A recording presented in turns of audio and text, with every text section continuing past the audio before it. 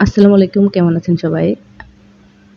আজকে আপনাদের সাথে যে রেসিপিটা শেয়ার করতেছি, এটা আমি গুছিয়ে দিলেও কিন্তু এটা আমার মায়ের হাতের রেসিপি। আর এই রেসিপিটা সম্পূর্ণ বাঙালি একটা খাবার এবং বলতে পারেন যে খুব টেস্টি খাবারটা।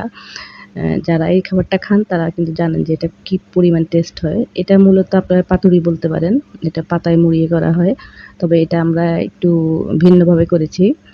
যাই হোক, এখানে এই পাতুরির জন্য ৪ রকমের মাছ নিয়েছি। মাছগুলো কেটে ছোট করে নিয়েছি। এখানে ইলিশ মাছ আছে, চিংড়ি মাছ আছে, তারপরে রুই মাছ আছে, কাতল মাছ আছে। মাছগুলোকে একদম ছোট করে কেটে তারপরে এগুলাকে ধুয়ে ভালো করে পরিষ্কার করে নেওয়া হয়েছে। আর এটা যে পাতায় দিব সেটা হলো কুমড়ো পাতা। কুমড়ো পাতাগুলো খুবই নরম কচি, এগুলো আমাদের গাছের পাতা। আর এই খাবারের মূল যেই উপকরণ সেটা কিন্তু মাছ হলেও কিন্তু এটার এই পাতাগুলো খেতে কিন্তু বেশি টেস্ট হয়।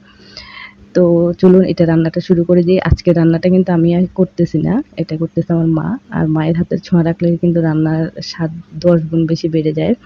তো এখানে মাছগুলোর মধ্যে কিছুটা কাঁচামরিচ কুচি দেওয়া হলো, আর লবণ, তারপরে হলুদের গুঁড়ো, জিরে গুঁড়ো, মোটামুটি অনেক রকম মসলা দেওয়া হবে এখানে।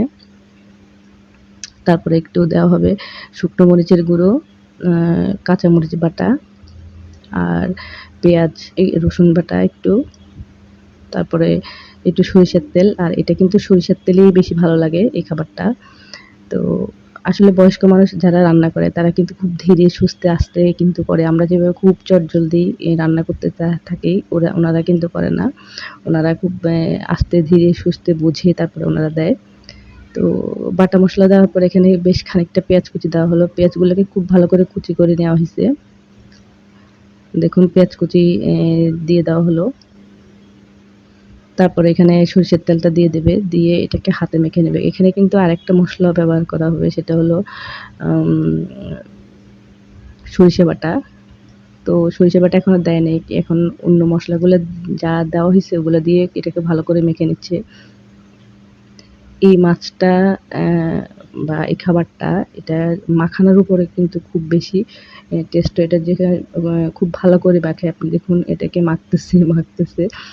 যাই হোক এটাকে অনেক বেশি মাখা হয়। আর এটা কিন্তু আপনারা মাটির চুলা, মানে এটা যে বলে কয়লার চুলা, সেটাতে যদি দেওয়া হয় তাহলে কিন্তু আরো বেশি ফ্লেভারফুল হয় এটা। তো আমরা যেহেতু এখন গ্যাসে রান্না করি, গ্যাসের চুলায় করি। দেখুন এখানে সরিষা বাটাটা দিয়ে দেওয়া হয়েছে, দেওয়ার পরে এটাকে আরেকটু মাখিয়ে নেওয়া হচ্ছে। আমরা যারা আসলে ভিডিও করি আমাদের ভিডিওতে অনেক ভুল ত্রুটি হতে পারে। তো আপনারা সেটা ক্ষমা সুন্দর দৃষ্টিতে দেখবেন। আর আপনারা ভিডিওটা দেখেন বলে কিন্তু আমরা খুব সাহস করে ভিডিওটা বানাই। কিন্তু অনেক সময় দেখা যায় মনে ইচ্ছে জাগে না। আর একটা ভিডিও করতে কিন্তু খুব কষ্ট হয়, আপনারা জানেন। তো মসলা মেখে এটাকে কিছুক্ষণ রাখার পরে এরপরে এটার মধ্যে একটু লবণ দিয়ে আবার একটু মেখে নেওয়া হয়েছে। তো এখানে আমি একটা টিফিন কারি কৌটো নিয়েছি। তার মধ্যে পাতাগুলো নিচে কিছু পাতা বিছিয়ে দেওয়া হচ্ছে।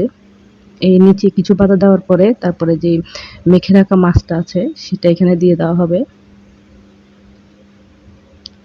এই পাতাটা যখন রান্না হয়ে যায়, সিদ্ধ হয়ে যায়, পাতার মধ্যে সমস্ত মসলার ফ্লেভার, তেলের একটা ফ্লেভার, মানে সবকিছু যখন যায় তখন কিন্তু মাছের থেকে কিন্তু এই পাতাটা খেতে বেশি ভালো লাগে। তো দেখুন পাতাগুলো নিচে দিয়ে তারপরে মাখানো মাছটা উপরে দেওয়া হলো। এরপরে উপর থেকে আরেকটু সরিষার তেল দিয়ে দেওয়া হয়েছে। এরপরে উপরে আরো কিছু পাতা বাকি আছে ওগুলো দিয়ে দেওয়া হবে। দিয়ে ভালো করে সাইড থেকে এগুলাকে ভিতরে ঢুকিয়ে তারপরে টিফিন ক্যারি কৌটোটাকে আটকিয়ে দেওয়া হবে। এটা যদি আপনি মাটির চুলা, মানে আপনার কয়লার চুলা থাকে, কাঠ কয়লার চুলা, সেটার মধ্যে যখন আপনার রান্নাটা হয়ে যাবে, শুধু কয়লা থাকবে, আগুন থাকবে না। ওই কয়লার মধ্যে এটাকে জাস্ট বসিয়ে দিলে এত সুন্দর একটা ফ্লেভার হয়, খেতে যে কি পরিমাণ স্বাদ লাগে। মানে আপনারা যাদের আছে আপনারা করে খেয়ে দেখতে পারেন একবার। এরপরে টিফিন ক্যারির ঢাকনাটা আটকিয়ে দেখুন এখানে একটা পাতিলে কিছুটা পানি দিয়ে একটা স্ট্যান্ড বসিয়ে তারপরে আমি টিফিন ক্যারির কৌটোটা দিয়ে উপরে একটা শিল দিয়ে দিলাম। এটা প্রায় ৫০ মিনিট রান্না করার পরে দেখুন এটার লুকটা এরকম আসছে।